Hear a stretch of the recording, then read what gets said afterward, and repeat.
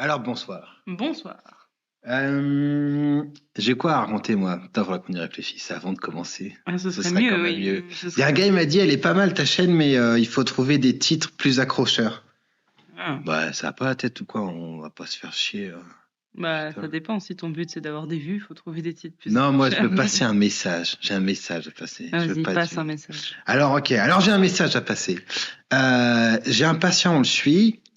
Et il n'a pas des doses énormes de prégabaline et on est en train de baisser un petit peu la dose et il est fatigué quand même, tu vois. Et il y a un moment, il était très mal et honnêtement, il était tellement mal qu'il était hospitalisé, il était limite psychotique, il était angoissé comme pas possible. Et on baisse la dose et plus on baisse la dose, plus il est fatigué. Et du coup, moi, je me dis, bah, putain, c'est qu'il va mieux. Donc, vu qu'il va mieux, il tolère mieux le traitement. Du coup, il faut qu'on baisse la dose et on baisse peut-être pas assez vite, tu vois. Donc on baisse la dose, on y va mollo, on a peur qu'il machin. Donc on est là avec mes petits 25 mg de prégabalin, tu vois, machin, je suis là, je fais ça propre. Et en fait, il a fait un début d'infarct, il a eu un triple pontage, et putain, il est beaucoup mieux. Il est beaucoup mieux, il est plus du tout angoissé, il est plus du tout fatigué, il pète le feu. Ah oui. J'en ai eu un, j'en ai eu deux, j'en ai eu trois, puis je pense j'en ai une dizaine en fait, honnêtement, à force Bah, comme franchement, ça. c'est vrai que j'en ai eu plusieurs aussi où il y a des problématiques cardiaques et ça déclenche de l'angoisse. C'est Ou alors ils sont fatigués, tu vois, ils sont dépressifs. Ah oui, enfin, je veux dire, tu vois, ils sont dépressifs. Non, mais en fait, ça, il faut qu'il y ait un il pontage. y a un impact clair. Ouais. Donc il peut y avoir le stent où tu débouches le tuyau, hein, et puis alors, des fois il y a le pontage où carrément le tuyau est trop bouché, tu fais une déviation, machin. Bon, c'est peut-être simplifié, mais voilà, l'idée c'est que s'il n'y a pas assez d'oxygène, le cerveau n'est pas en pleine forme. C'est vraiment un concept de base. Ouais. Et du coup, on a discuté avec un confrère, n'est-ce pas, aujourd'hui, d'un patient, et le patient, il va moyen, et il a olanzapine, quetiapine, mirtazapine, il y a plein de trucs. Si tu viens chez moi et que tu as une ordonnance dégueulasse, mais que tu vas bien, c'est pas grave. Oui. Tu vois, le temps m'a appris que la théorie psychopharmacologique et la pratique est parfois assez différente. Et du coup, j'ai massacré pas mal de patients en disant on va faire ci, c'est mieux en théorie. Puis en fait, je me suis vautré. Ils ont su, enfin, tu vois. Donc, maintenant, quand ça va et que c'est potentiellement grave, parce qu'on soigne des patients qui sont potentiellement graves, la moitié a été hospitalisée en psychiatrie. Du coup, je touche pas. Si le patient vient et qu'il a une ordonnance dégueulasse avec olanzapine, quetiapine, mirtazapine, que des trucs qui sont toxiques sur le plan cardiovasculaire, alors pas chez tout le monde, mais en moyenne, pour moi, tu n'as pas d'autre solution que de faire un méga nettoyage. Ouais. On est d'accord. Tu peux pas laisser les gens dans un état sur le plan clinique médiocre, alors que tu es en train de le payer et que petit à petit, l'endothélium vasculaire, alors donc ça c'est la paroi des vaisseaux, se fait petit à petit attaquer parce que il y a des problématiques métaboliques qui sont induites par ton traitement. Bah c'est ça. En fait là c'est un peu comme si tu prescrivais 5 pâtisseries par jour. Sur le moment ça va pas trop mal. Ça, ouais. Des fois ça va pas trop mal et puis en fait tu sais que dans 10-20 ans c'est pas bon du tout. Là, tu vas passer à la caisse après, c'est le patient qui paye, c'est pas toi, et donc effectivement pour moi ces patients, enfin tu vois, faut que tu puisses justifier le risque. S'ils vont bien, à la limite ok, c'est le patient qui décide, hein. Ouais. Mais s'ils vont pas bien, effectivement faut dégager et repartir un peu de zéro, aussi désagréable que ça soit. Alors après, il y a des fois où il y a le nouveau Maudsley qui va sortir là, donc un guide de prescription qui je pense est pas mal pour les internes, qui est pas une fin en soi parce qu'ils balancent des études qu'ils n'ont pas lues et pas critiquées, donc c'est toujours un peu discutable, mais bon c'est pas mal. Mais ça donne des idées. Et ça donne des idées. En fait, dans la série Maudsley, moi si j'étais patient, j'achèterais le Maudsley honnêtement parce que je pense que tu peux lire le Maudsley. Des noms, tu peux lire le Maudsley et tu ramènes avec le Maudsley, tu demandes à ton psychiatre, bon vous en pensez quoi? Et je trouve que c'est intéressant. Il faut voir le psychiatre qui accepte ce genre de... moi, quand les patients, franchement, ça me dérange pas. Alors, des fois, t'es un petit peu en difficulté parce que la dernière fois, il y a une patiente qui m'a sorti une étude rétrospective sur des dossiers médicaux de l'aripiprazole dans le syndrome de fatigue chronique, là. Et moi, si tu me donne un peu de temps, je peux te faire des études rétrospectives sur des dossiers médicaux, je te passe tout, si tu veux, il n'y a pas de souci, tout peut passer, je peux trouver une efficacité d'absolument tout, il n'y a pas de souci. C'est le niveau zéro de la science, mais ça a été finalement prescrit Et on va voir ce qui se passe. Moi, j'ai un problème avec l'aripiprazole sur le long terme parce que ça peut quand même faire prendre du poids. Chez des patients qui ont déjà du poids, tu vois, le bénéfice-risque me paraît un petit peu discutable, surtout quand les données sont... J'ai une patiente qui est déjà obèse. Atteinte d'obésité.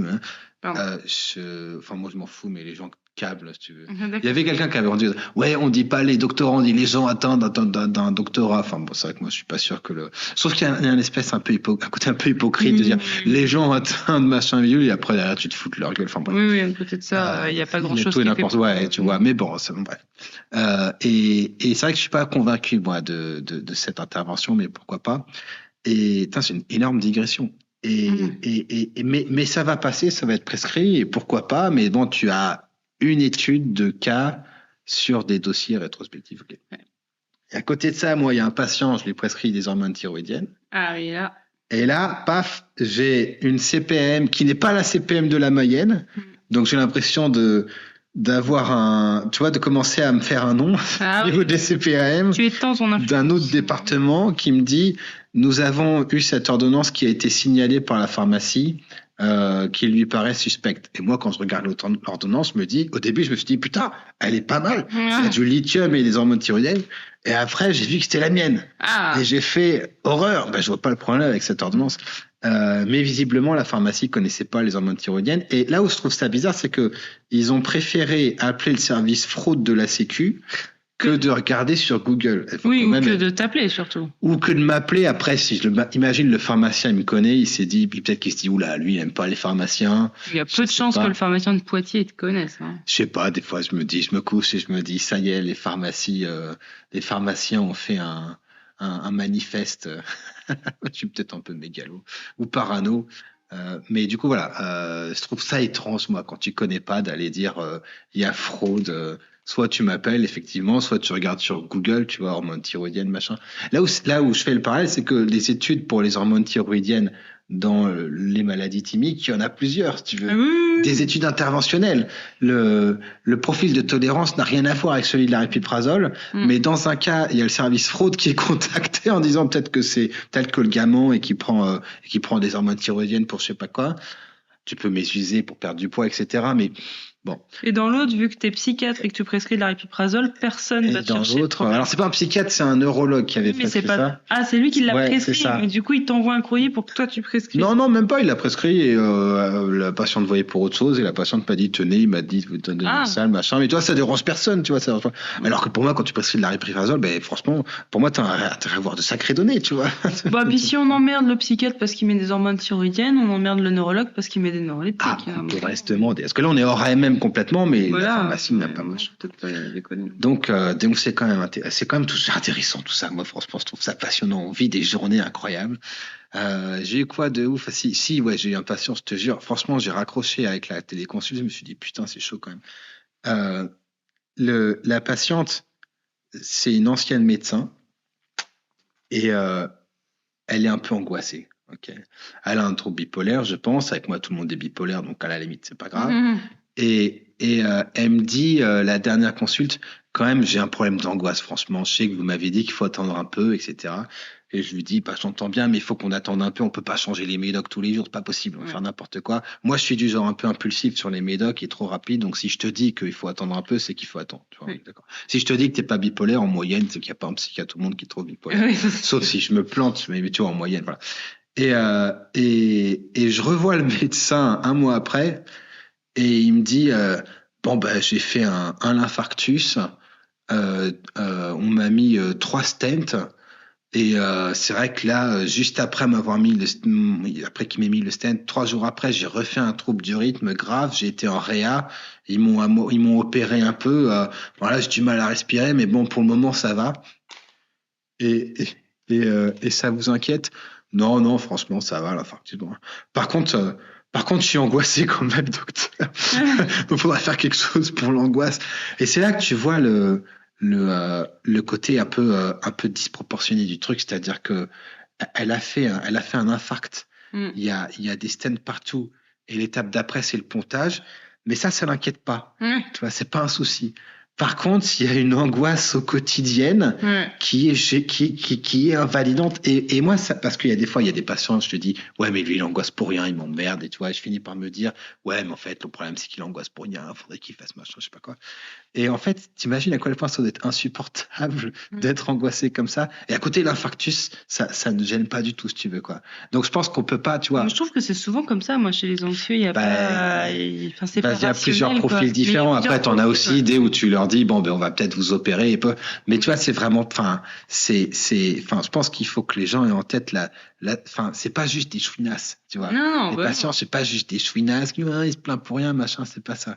Et alors, le cardio lui a dit, il faut que vous arrêtiez d'angoisser, sinon vous allez refaire un infarctus. C'est infernal. Arrêtez de dire ça, s'il vous plaît. Dis pas ça. La Sécu a fait un courrier en disant, alors entre le cardio qui dit, il faut arrêter d'angoisser, ou la Sécu qui dit, il faut voir ses potes pour bien dormir. Moi, je pense que le cardio a plus. Après, il a dit. En fait, le cardio, il a raison. Mais le problème, c'est que derrière ce que les patients, ils entendent, parce que leur. Voilà, c'était pas le cas. Elle est médecin, mais tu vois, de fait, effectivement, ce serait bien si elle arrêtait d'angoisser. Oui, de fait, ce serait bien. Mais c'est vrai que moi, j'ai eu plusieurs patients qui, du coup, se sont retrouvés sous benzodiazépine toute la journée parce que, du coup, ils ont dit ça au médecin traitant et le médecin traitant, il sait pas gérer ça. Donc... Après, pourquoi pas? Moi, je sais pas. Non. Si tu fais un infarctus et que le cardio te dit arrête d'angoisser, moi, je suis médecin traitant, je mets une benzo. Je suis désolé. Oui, d'accord. T'es médecin traitant, tu mets une benzo, mais je pense pas que ce soit la bonne solution pour autant. Et puis, j'en ai récupéré, moi, des comme ça, avec des troubles de mémoire massifs, qui étaient plus capables de faire quoi que ce soit. Moins d'infarctus, du coup, je ne sais pas. Non, même pas. Non, mais tu vois, ça crée une espèce de pression. T'es médecin traitant, le type il vient, les benzos au début ça marche, tu vois, tu peux faire ce que tu veux, machin. Au début, 10 minutes pour voir les gens, tu mets une benzo, enfin je veux dire. Oui. Tu peux pas jeter la pierre au médecin traitant. Mais du coup voilà, moi je trouvais que c'était un exemple intéressant de patientes qui pouvaient, tu vois, c'est de l'angoisse, mais c'est plus compliqué, tu vois, c'est pas juste arrêter de machin. Mais voilà, mais c'est vrai que ça fait flipper parce que tu vois, moi en ce moment, je suis en train de me rendre compte que tu vois, il y a les études et ils te disent oui, il y a plus de problèmes cardiaques dans les patients atteints de troubles psychiatriques, il y a 15 ans d'espérance de vie en moins et tu vois, tu lis et tu fais ouais, bon, mais quand tu les suis pendant un certain temps, tu commences à t'en rendre compte, tu vois. Je veux dire, moi, je sais pas combien de cancers, de problèmes cardiaques, de morts subites, de machin bidule. Et c'est vrai que je me dis, bah putain, c'est chaud. Et du coup, je pense à la HAS qui a décidé que, par exemple, la lurazidone, pour la schizophrénie, ça n'apportait rien de plus, en dehors du fait que ça massacrait moins les gens sur le plan métabolique. Et je les vois, je lis, et des fois, j'en rêve la nuit. Je revois le résultat de la discussion dans laquelle ils mettent « ça n'apporte rien de nouveau ». Et je me dis, mais quelle bande de bâtards. Mais quelle bande de bâtards. Faudrait leur filer un peu de kétiapine. Mais c'est dingue.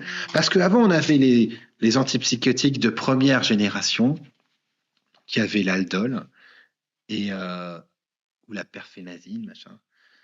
Et les gens avaient des problématiques neurologiques motrices sur la durée, mais ils prenaient moins de poids. Ah, oui. Et après, on a eu les antipsychotiques de seconde génération, qui ne sont pas plus efficaces que les premiers, mais qui ont été de façon assez agressive promus par les laboratoires pharmaceutiques. Parce qu'ils font moins de syndromes. Parce qu'ils font moins de syndromes extra-pyramidaux, mais alors sur le poids, excuse-moi, c'est une catastrophe. Ah. Et je trouve qu'aujourd'hui, on a un peu de recul avec certains patients parce que le vrai problème que j'ai en pratique, c'est le poids des gens. C'est pas les dyskinésies tardives. J'en vois des dyskinésies tardives, mais ça fait pas des ravages comme ça, je trouve. Tu vois, j'ai vu plus d'infarctus que... Non, mais t'as plus de patients atteints d'obésité que de dyskinésie tardive. Ah oui, mais j'ai beaucoup plus de patients sous neuroleptiques de seconde génération que sous Aldol. Ben oui, mais quand ils étaient tous sous Aldol, je me demande qu'est-ce que c'était les stats, tu vois. Je sais pas. Alors, en fait, c'est compliqué parce que tu veux bien faire les études. Maintenant, les gens, ils ont eu les deux. Donc, il y en a des gens qui ont eu les antipsychotiques de première génération. Ouais, c'est ça. Puis qui, maintenant, ont des dyskinésies tardives et des problématiques de poids parce qu'effectivement, le poids, ça peut aller très vite. Je serais pas capable de dire parce que la plupart des personnes que j'ai vues qui ont été sous Aldol toute leur vie, c'est des patients de l'HP. De secteur très lourd, très machin. Très lourd et qui sont dans un état catastrophique sur le plan moteur, mais il n'y a pas eu que ça, quoi. Ouais. Mais tu vois, aujourd'hui, est-ce que sur une première décompensation, machin, si la répiprazole marche pas, est-ce que tu mets de la perfénazine? Alors en France on l'a plus, je te rassure tout de suite. Ou du risperdal? Moi je suis pas convaincu. Ah bah oui. Je suis désolé, je suis pas convaincu. Et j'aurais bien aimé qu'on ait des études comme ça qui puissent nous convaincre, mais on est en train de faire d'autres études plus ou moins intéressantes. Donc, c'est pas grave. Et ben voilà, écoute, t'as fait 15 minutes pile. Ok. Je m'arrête là, t'as des trucs à dire? Non. Et ben, à plus tard.